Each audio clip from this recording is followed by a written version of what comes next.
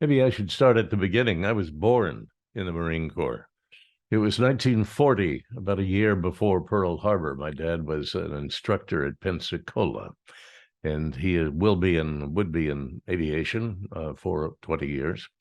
Looming ahead of us was World War II, and for 4 years then, fighting in the Pacific, he would go on to places like Okinawa, and I stayed at a little farm with my mother in Kansas, always with that tie to the Marine Corps. I would say that, well, I probably should wait for your question. And then I joined myself. Of course, I couldn't go anyplace else when I had to serve my mandatory service.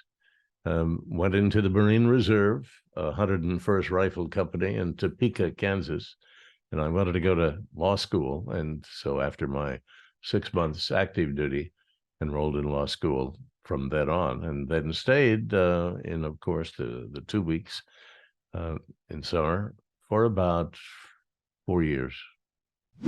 It was very helpful to have someone like my dad, who was a professional. Of course, the aviators, all they wanted to do was fly, but it was Marine, and it was on base. I would live on base for 13 years.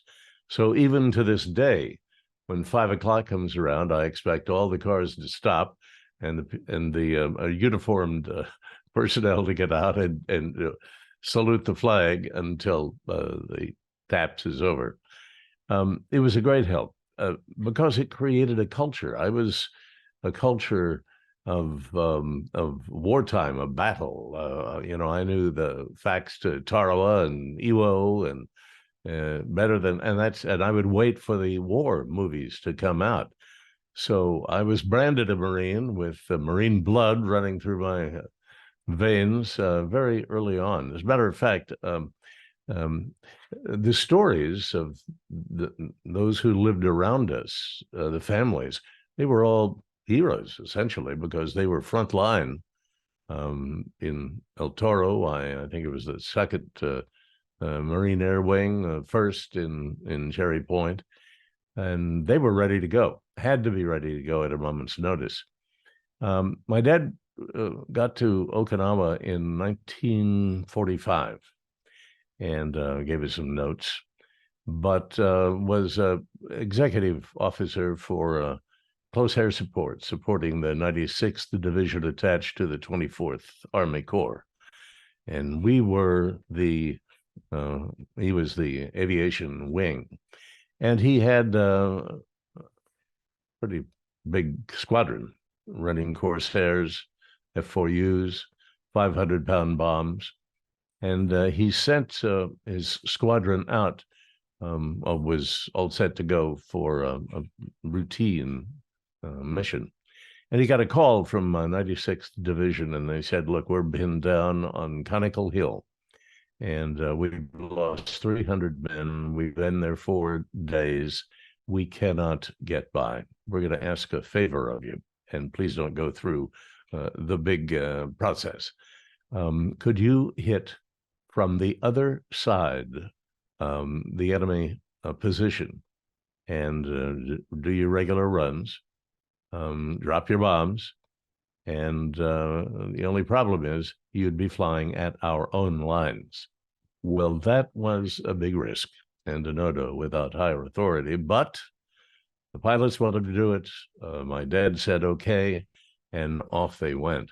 First round came a pass.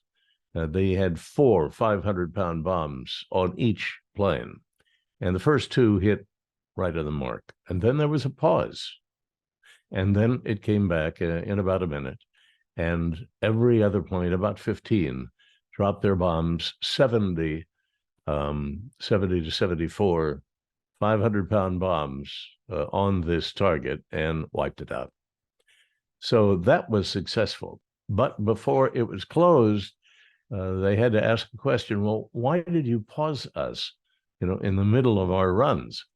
And they said, well, that one run had a dud, and it bounced into our command post. about 150 yards from the front line, but it was the only dud.